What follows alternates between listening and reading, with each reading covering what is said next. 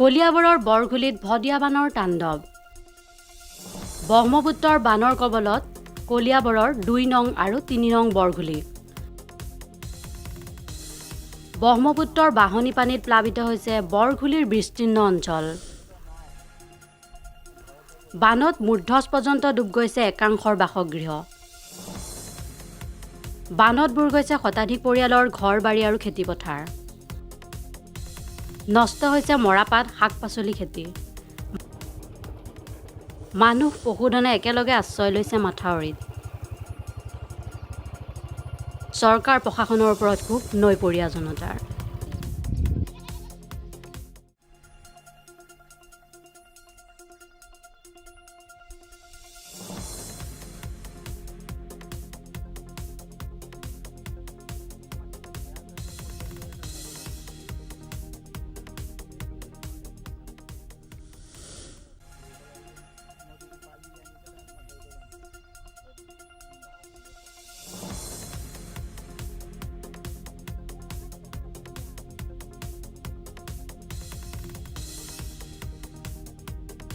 হৈ আছে, আহা কৰি আছে, কমি আছে, বাঢ়ি আছে।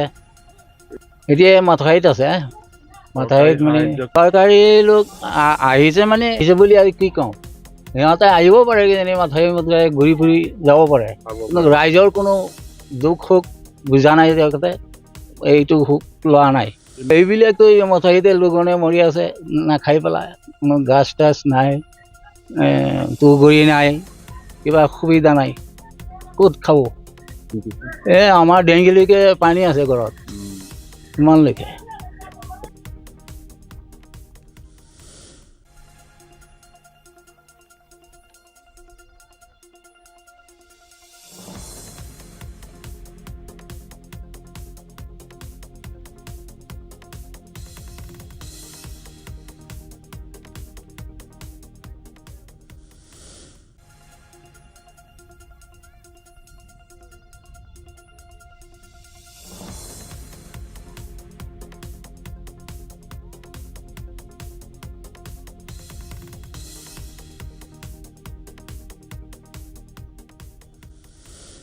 News desk report, Kaliabor news.